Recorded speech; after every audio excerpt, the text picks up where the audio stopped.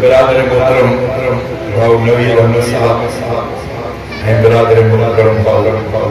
उबैद साहब मां भाऊ शायद अल्लाह करे पूरो हाने दे भाव को मदद करे अकेलो काम हां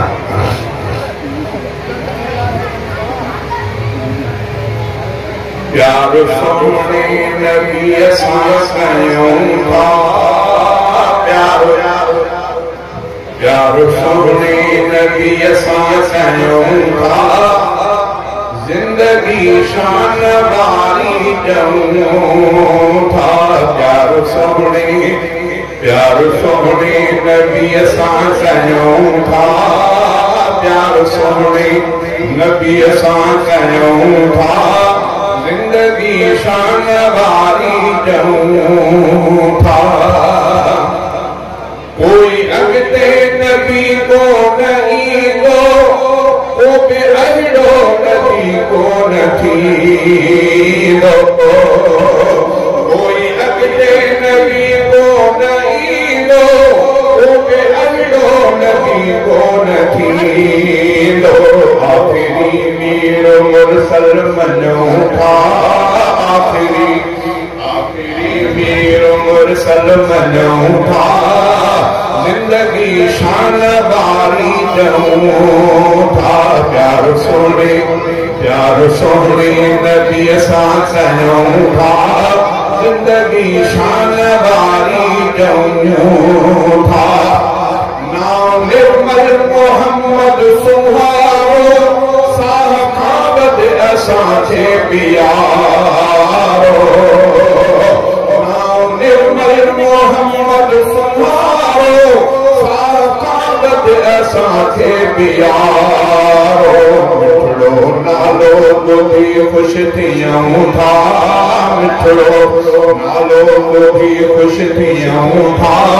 जिंदगी शान वारी जाऊं था प्यार सोने नबी सां कयूं था जिंदगी शान वारी जाऊं था रिज़्क़ो हलाल रब तो खाए सदके मदनीअ दे रब तो हलाए रिज़्क़ो हलाल रब तो खाए सदके मदनीअ दे रब तो हलाए शुक्र रब जो हर पल करियो था शुक्र रब जो हर पल करियो था जिंदगी शान वारी जाऊं था प्यार सोने नबी सां कयूं था जिंदगी शान वारी जाऊं था दीन इस्लाम रब जो पुजारी प्यार शफ़क़त सां मज़हब सिखाए पाक क़ुरान मिठड़ो पढ़ूं था पाक क़ुरान मिठड़ो पढ़ूं था जिंदगी था प्यार सोने नबी सां कयूं था जिंदगी शान वारी जाऊं था शान दिल पर जो हलवो जॾहिं आ रूह खे चैन मिलंदो तॾहिं आ शान दिल पर जो हलवो जॾहिं आ रूह खे चैन मिलंदो तॾहिं आ दिल में चाहत पीरीअ जी रखूं था जिंदगी शान वारी जाऊं था शेर सोहणो उबैद लिखियो गाए चंदर उनय खे चयो शेर सोहणो उबैद लिखियो